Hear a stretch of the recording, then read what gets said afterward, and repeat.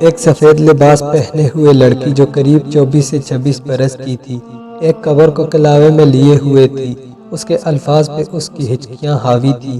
بابا جب سے آپ گئے ہو نا، کسی نے میرے سر پر ہاتھ رکھ کر یہ نہیں کہا کچھ چاہیے تو شام کو لیتے آؤں گا۔ بابا اماں بیمار رہتی ہیں، میں ان سے کیا مانگوں؟ بیٹیوں کی آس تو باپ کے ساتھ ہوتی ہے نا۔ بابا اب میں گھر پر بھی خود کو محفوظ محسوس نہیں کرتی۔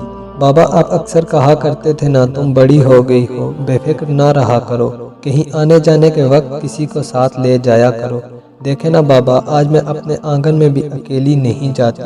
بابا جب غیر مرد مجھ کو نظروں سے زخمی کرتے ہیں نا، تو مجھے آپ کا پردہ بہت یاد آتا ہے۔ دیکھیں نا بابا، آپ کی شہزادی کا جوتا 3 دن سے ٹوٹ گیا ہے۔ بابا آپ کو پتا ہے نا، مجھ سے ننگے پاؤں نہیں چلا جاتا۔ بابا آپ ہمیں چھوڑ کر کیوں چلے گئے؟ بابا آپ کو پتا ہے اب میں نوکری کرتی ہوں، میرا مینیجر مجھے بار بار دفتر بلاتا ہے اور کاغذات پنسل کے بہانے میرے ہاتھوں کو چھوتا ہے۔ اگر میں کچھ کہتی ہوں تو اس کے بعد وہ کام بھی مجھ سے کرواتا ہے جو کل کا ہوتا ہے۔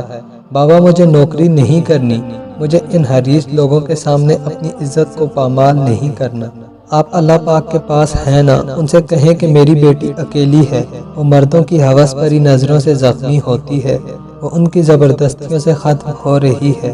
بابا مجھے آپ کا پردہ محفوظ رکھتا تھا، اب میرا پردہ چھین چکا ہے، اب میں کسی کی نظروں میں محفوظ نہیں رہتی۔ ایک بیٹی اپنے بابا سے معاشرے کی شکایت کر رہی تھی، بابا یہ دنیا اچھی نہیں ہے۔